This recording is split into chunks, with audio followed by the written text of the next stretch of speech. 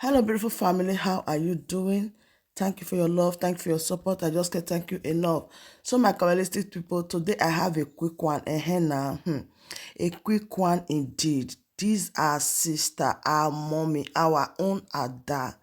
Just finish up everything that you need to hear. In fact, I want you to stay tuned for more updates. Follow up everything that she is saying because you will find this so interesting and the need for you to believe and fight for Biafra. Watch this video and I'll be right back. mgbe aka na-eso ọdịnala otu ọdịnala obodo siri were dịrị otu esi echi eze mgbe eze na-ama ama mgbe a na-echi eze were ọfọ obodo bụ igwe si ya n'ọgụ maka ọ dị mgbe eze na-awa aka ji ọfọ obodo fa ọnwa ọzi kịta obodo eze kịta ga-ejizi ọfọ echi ibe o jizi echi certificate from gọọmenti ibe ba na-alụ ụfọdụ ịnakọsị ụmụ be ha ana ka ha na-anakọsị ndị mmadụ ụfọdụ ịnụ nwaanyị mara mma ịnọ n'okwu eze enye kọmandị sojizi ekpanatara ya nwaanyị ahụ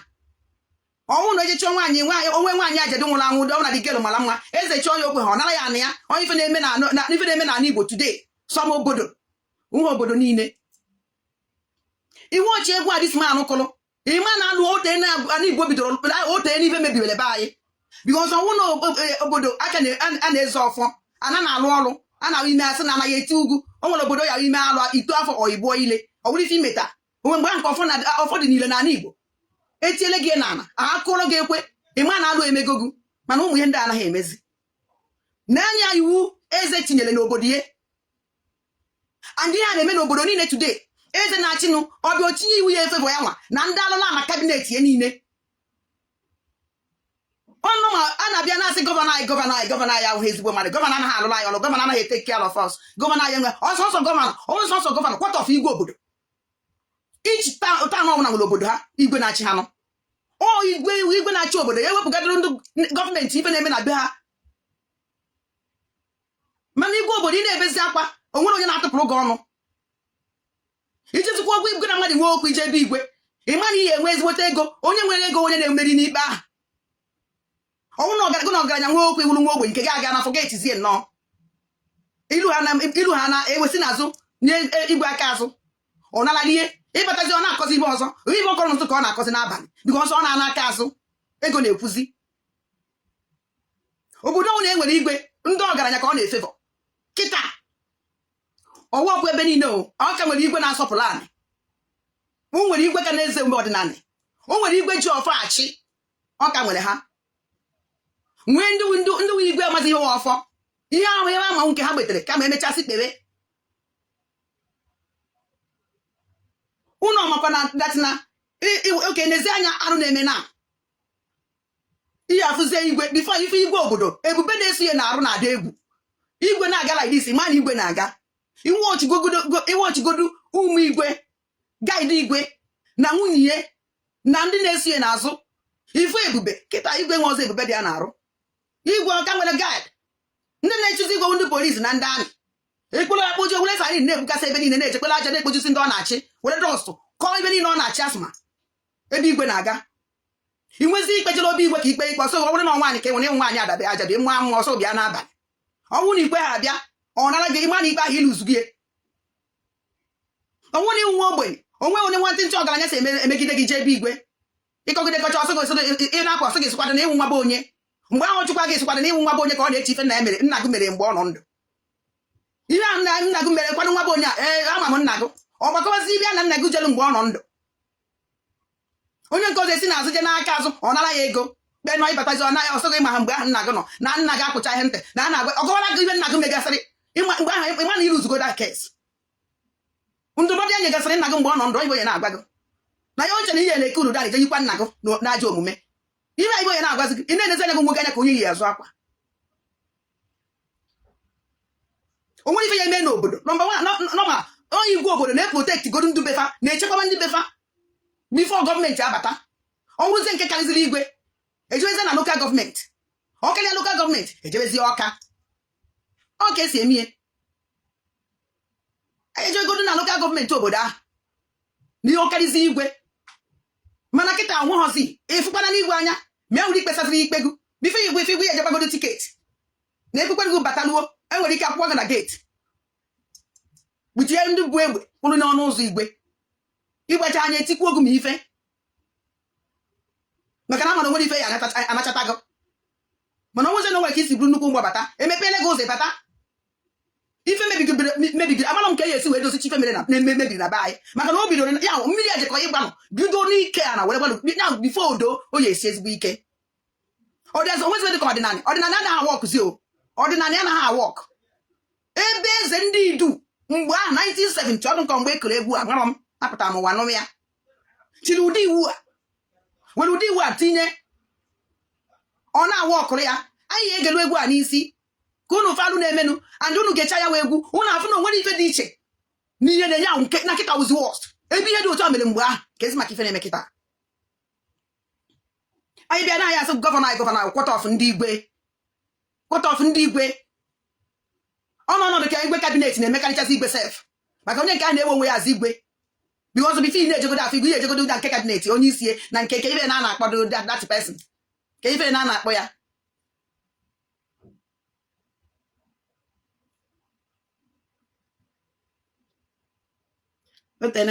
go ebe ka ị nọ sinsi ka ebe ị nọ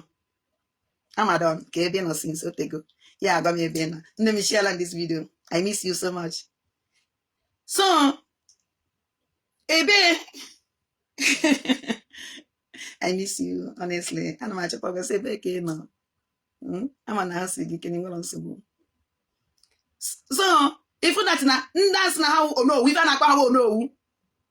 second man igwe ebe a na-eburugodo a na-eje ihe megodo ezigodo onowu aga eme onowu achụzi adago nwaanyị ọjụ ihe anụ emegogu arụrụ anị nwa oje esi nabata gị n'ebe ka o esi nabata gị n'abalị ịma na somonowu na-agwa nwaanyị somonowu ka ihe ya nwoke na-eburu ikpi na-eburu mkpa ebebutie ọsọ na bifo ya enyere ya aka na ya eji na nwunye ya ewu na ịjụ ọsụgo oke ngwazeni ka ha mezienu so n'owu anyị ezizi aka ejezie n'aka onye agịnị ya na-agba nwere problem wee konukọzie ya another thing again akpazi ha nkata ahụ che esi ọnwụ na obere ọdụ okozie eko ịbịaza na-ebogo na-agbazigo okwu ka ụmụaka ị na-ezi onwe gị anya aza onye yi azụ akwa because onye ikweghị ife ekwuru the bad igwe obodo ọnwụ na kwesịrị iprotect ndị be ha were ọfọ obodo nyere wee na-achị obodo fụ na ajọ ife adị eme na bie fụ na anụ adị eme na bie mana kịta sọm ndị igwe obodo nwu ha arụ na-eme n'obodo ahụ bikos ejizi ha ọfa achị onye chọọ ichi eze asị eje ọka oje ọka nata certificate ọ nwere mgbe nke afa dis gọvanọ ọdụ gọvanọ Abia steeti hey kedu afa dis gọvanọ kedu afa gọvanọ be ya walida Maazị Nnamdi Kanu ya kedu afa dis man hey kedu ibe na na-akpọ dis man oh my god I can remember onwe mgbe akpọla walida Maazị Nnamdi Kanu nọta afa ka papa walida Maazị Nnamdi Kanu nwụchala dis gọvanọ wee kpaa walida Maazị Nnamdi Kanu sị ya nọta ka echie ya igwe na ọnwụ na eche nye ya afụlọ ya echie ya onye ọzọ wee na-ajụ dis gọvanọ ọdụ okezi ikpeazụ ọdụ nke okezi ikpeazụ yes is like okezi ikpeazụ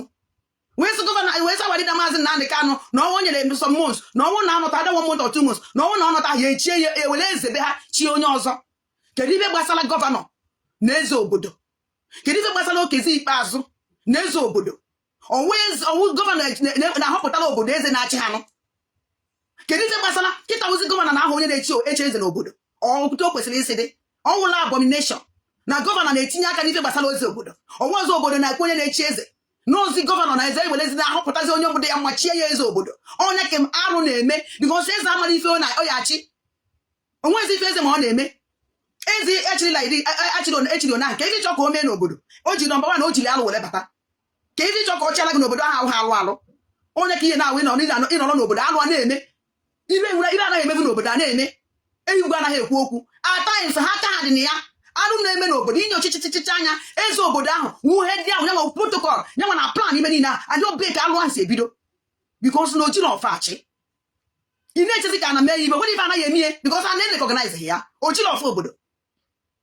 ka anyị ga-ekwa na moloko nwa mmadụ ka cherenụ ka anyị ga-ekwa na moloko nwa mmadụ ka cái gue kan ayah mama ayah luar naba masuk yo kele kumanya naba masuk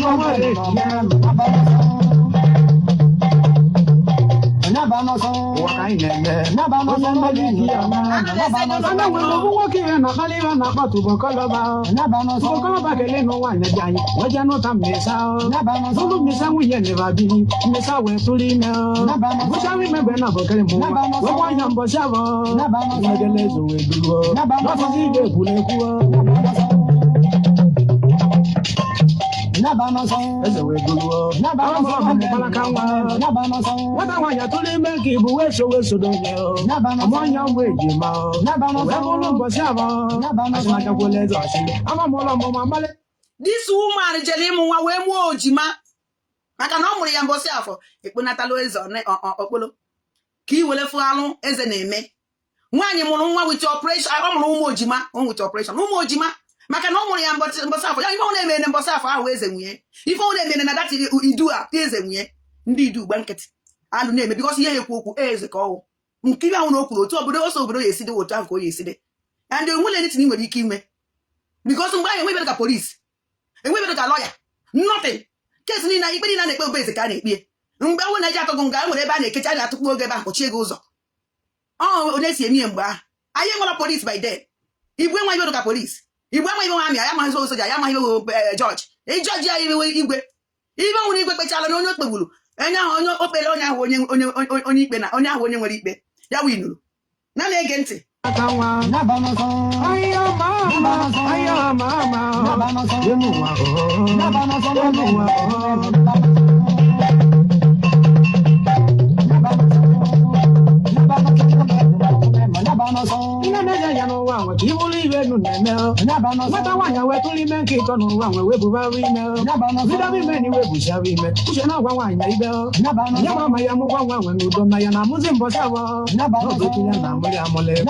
Ọkwụ na afụ n'usorochi ụwa ife a ka a na-ekwu usorochi ọdụ ka ekechala onye ahụ kporo. Ọ nọ ọnọdụ ka this man na die, this woman a na-ekwu kịta na die ekechala ha kporo kpatara ya ngwa na nwaanyị eje na mụnwa ya mbọsị afọ. Ụmụ niile this woman mụrụ bụ mbọsị afọ ka ọ mụchara ya. Eze ma na-anakọsị iwu ụmụazị ya hesi na ọ mụrụ ya mbọsị afọ sukponatara ya. Mana ife nna ajụzi eze a na-ekpekọ ụmụazị a mụrụ mbọsị afọ alụ n'ibe ọjọọ mere mbọsị afọ ahụ na-ewetakwa ebe eze ahụ mana na-ewetie a na-ege ntị. A na-awụ oke na ife na-eme na Lagos na ọkwa ife na-eme na Lagos a na-agba ahịa ndị be anyị ọkụ na-egbuchasị ụmụazị be anyị. Onwere onye na-ekwu okwu. Ọnwụ n'obodo enwere eze mgbe eze ka wee eze enu na agburu nwa gị nwa afọ ana gị nwa ị na-achị nwa ọfọ gị n'obodo onye ọzọ. Eze ahụ onye ya ebi inu o ya fight for nwa ahụ maka ọnwụ ya ka ọnwụ eze obodo ahụ ọnụ ya ekwugodu first. Mana eze gba nkịtị kedu ife ịchọ ka gọvanọ mee? Eze ya ebidite godo jebe itie gọvanọ sị na ụmụ m a na-egbuchasị n'obodo dị otu a. Ka ege ya esime ka akparata m ụmụazị ahụ, ka ege ya esime ka eji ejekwa ndị Yoruba na ife ha na-egbuchasị ụmụ be nwaazị be m na mmadụ ha na-alaiki ụmụ obodo m na m alaikisi ihe aka ụtụla ndị gọọmenti chee gọọmenti emegharịrị ahụ. Mana eze relax ya bikos na nwa ọzọ ife o ji ụmụ obodo ịkpọrọ ụmụ obodo enweghị uru ọba. Sọsọ ife eze dị afta ya kịta wee na-enwetara ụmụ ya kọneshọn na gọọmenti ọgwụ ị na-eso ọdịsi gọvanọ n'ike, na-eso ndị Yoruba n'ike, na-eso ndị Fulani n'ike. Sọsọ ya ife fama na-akụ mgbe na afụrụ m ebe onye nwoke be anyị ka afọ nwoke a bụ okpu eze were jee gbuo nwa man onye Fulani ikpele ọdụ nke ọsọta na kedu ọdụ Kanu kedu afọ uwe anyanwụ zuzuru nzuzu ahụ ka ọdụ onye jere that place wit okpu egwu ekpu n'isi, okpu eze okpu n'isi wee bụrụ igwe obodo ọzọ ikpere n'ala. Ọwụla abomination igwe ele n'onwe ya tọkọbọ ebe ọnwụna ndị igwe akpa ifo special ndị akpa okpu red agba ha na-eyi ahụ ndị na-ekpu okpu ahụ bikọs alụ ka ha na-eme ka anyị na-ege ntị. Wanya wekere mu wanu wa wu megozi wanya cha ota wanya dine la le wuru bokolo ba we be ba kwa alo eme owo alo eme nu emu wa ayo emu wa ki wanya mo tuli mi di jamo ya mbo sa bo megele zo duro asa me wa mo daru o ba tuli me ki bu wanu wa mo ru mo yima megele zo duro asa me wa mo daru o manu je ka sin je bu na nwaanyị nwụọ, nwaanyị ahụ gbara aka nwa were nwụ. Gwakene m obi aṅụrị dịsi eze, gwakene m obi aṅụrị eze a na ka nwaanyị ahụ nwụrụ gbara aka nwa ọ na-asịsịrị ụmụ ya niile. Ka anyị na-ege ntị nenu ụmụ Chukwu okike abịa ma ọ na-asị kedu ife kpatara Ada dị ọla mma ji ekwu okwu gbasara ndị eze. Yes, ife kpatara nji ekwu okwu gbasara ndị eze hụ na problem anyị nwere today ma n'ụlọ ma n'ama ndị eze so na ya. Ndị eze a so na 100% cause like problem because ọnwụ na m nwa Ada dị ọla mma nwee nsogbu obodo ọsọkwa m nọrọ eze obodo m kwesịrị ya o ya fight natalele m o ya make sure o ya eji ije ya ka o jiri nọrọ n'oche ahụ imeke sure that na ụmụ obodo ihe adị ata afụfụ na mba ebe ọnwụ na ọsọkwala anyị nọrọ mana nke a na ihe na-afụ ụmụ obodo anaghị ata afụfụ onwụlọ nke na-emegharị ahụ onwe ha nke na-ekwu okwu na eze obodo na-ejidezi ụmụ obodo ha na-ele alụ a na-eme n'obodo onwụlọ nke na-ekwu okwu nwere nke na-emegharị ahụ oke n'ezi anya ife m ka anyị wezie na ọkwa Walida Maazị Nnamdi Kanu ka eji getting to 2 years now. Na nchịntị ome 2 years, ọ dị ka next month, ome 2 years, eji Walida Maazị Nnamdi Kanu. Anyị nwere igwe, anyị nwere ndị nze na ọzọ, Igbo nwere mmadụ, onwere nke meghalịla arụ, onwere nke na-ekwu okwu, onwere nke jere ijie, ma ya nwụrụzie, ndị nke jere eje ebe ka akpọchiri ha, na main road ka akwụsịrị ha, na main road ka akwụsịrị ha ncha niile, onwere nke kwuru okwu, because na ha disgrace n'onwe fa.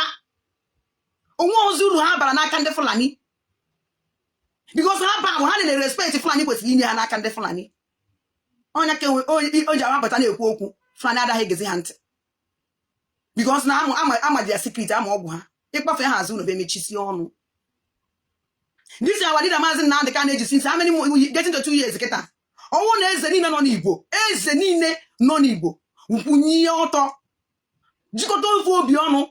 wee sị na nsụsụ na-erizie Walida Maazị Nnamdi Kanu iwu na-eyelerizie iwu ka ọnwụ eyelerizie because ha jide ofu obi ha ya ekwu ha ya eme ife kpere ahụ ha mee iwu mmadụ ya asị ha na-erizie Walida Maazị Nnamdi Kanu.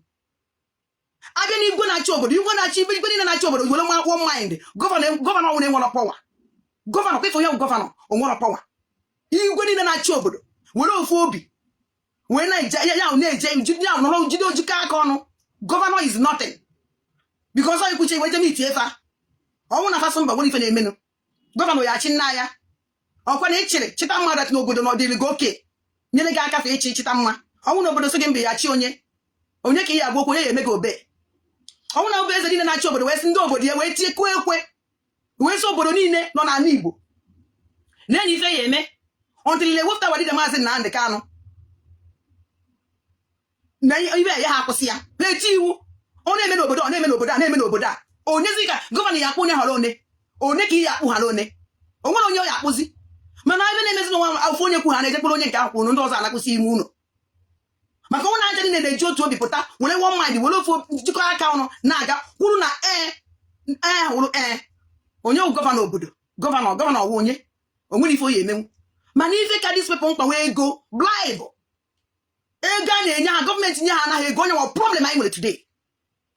onye ka ejewe jenitie nke ba asara asị na gọvanọ ha na-enu nwa zibe anyị tọrọ na Sudan biko ka ife anyị eme ka ekekọnatara anyị ụmụazị ya bife egbuchasị ha that place onwe onye na-emegharị ahụ because onwe igwe nọ that place ụdị nwa igwe adịa n'ụdị ebe a ngwa na ekwe na-enye nke gweteziri plen tinye onye nke wetara plen tinye wee onye Igbo nsoghi ebe na sị na ọma na ha anana kedu ka na APC ya kasị gịnị ama na ba anana chedaba anana na maka na onye gwara gị na ọma na ụlọ n'ebe ahụ ọma na ụlọ na that place ọma na plen ahụ etinyere ndị Fulani ka eji evunata ọma na ụlọ aba that flight onye omechi ome ha ma ya ba ya plen ife again ome ham abanụ flight ife na Zuland again onye ka onye eji mechi ọnụ nke ọwụ mbụ ọ na-etinye flight akpanataghị ụmụ Igbo nke ọwụ mbụ ọ na-etinye flight ụmụ Igbo atọ na ebe ha tọ ọnwụ na ebe nwere igwe ụdị ọrụ igwe kwesịrị ị na-alụ ị na-agbara ndị ọ na-achị mbọ make sure na ọbara ya nwa atọghị n'ilo make sure that na onwere otu mkpụrụ solo obodo fa ahapụrụ somewhere ife ọzọkwa nya mere onye akpana onye mere clean na nwa ya nọtarụrụ ụlọ ọbara ya nọtarụrụ ụlọ ọfọ ya nọtarụrụ ụlọ mana adọghị afta ihe adịwa aftanwụ ego ahụ na-anata blaịbụ ha na-enye ha anụlụ ama niile ha na-alụ ọnya ka ha da afta lukat ndị ha na-akpọ ata eze na ụkpọ gịnị ka o ya emere gị mba ata eze ife niile na-eme n'ala Igbo kedu ebe ata eze pụtara asụsụ enough is enough ọ bụ na ego niile onwe gịnị ka ata eze ya emenwu n'ụlọ obi kubana ụnụ na-akpọ obi kubana gịnị ka o ya eme n'ụlọ kedu ife ndị ahụ na-akpafa ya eme n'ụlọ ọta ka igbotawara afọ ka ife ha mere ka okwu ha kwụrụ ne So my wonderful family, that brings us to the end of this update. Do well to like the video, share, and subscribe. Thank you, and bye-bye.